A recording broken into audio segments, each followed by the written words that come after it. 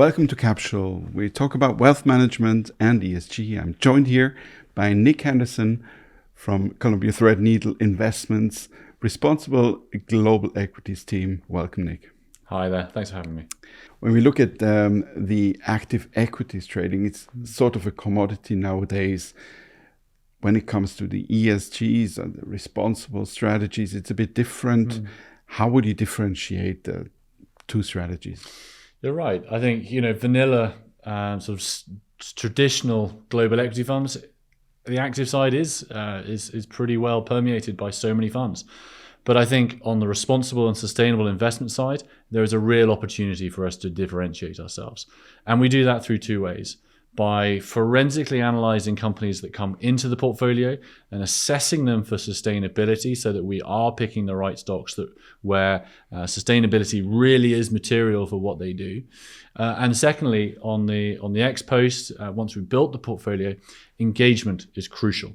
We need to take our role seriously around how we are thinking about companies we're investing in and the role they play within society and the environment. So we're engaging with them, we're working with them collaboratively to help them embrace the opportunities of the future and to mitigate the risks of the future as well. When we talk to investors on ESG, on responsible and sustainable investment, they always have two questions. One is, how can I create value, and how can I find the right stocks? Can you bring these questions into one answer? Absolutely. I think the two do go hand in hand. I think we can build a portfolio that really is embracing sustainability, but also does deliver financial returns. I think we know the challenges of the world around us. We know the issues around energy transition. We know but it all brings opportunities. Those companies that are financing that transition, that are providing the products and services into that transition, that creates opportunity, and that can build really strong returns for the portfolio.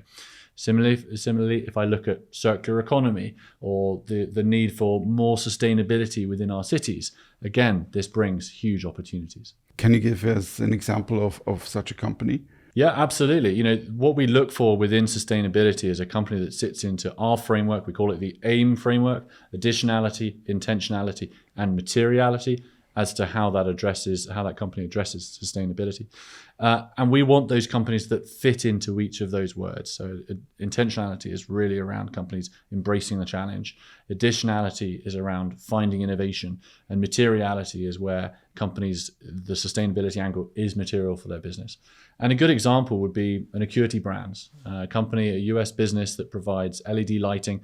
And I think, we all go home at the end of the day, particularly in winter, and we see all the lights on of all these office blocks. And it's a total waste of the energy within our society. Those lights need to be turned off as soon as people walk out the room. Similarly, equally, when the sun comes out, we want to be able to automatically dim the lights within the room so that we're making use of the light outside and reducing our energy footprint. This is all innovation. This is all opportunities right here, right now. And a company like Acuity Brands is right at the forefront of doing that. You're mentioning the engagement part of your strategy. Can you give us an example here as well on a company that you could yield measurable changes also when it comes to this, sustainability? Yeah, absolutely. We do this across developed markets and emerging markets. We've engaged with a company like Waste Connections. They are a waste and refuse business, a recycler as well, and they've set some really far-reaching Scope 1, Scope 2 carbon emission targets. On the emerging markets as well, we're engaging with a company like Bank Mandiri, who are quite literally at the coalface.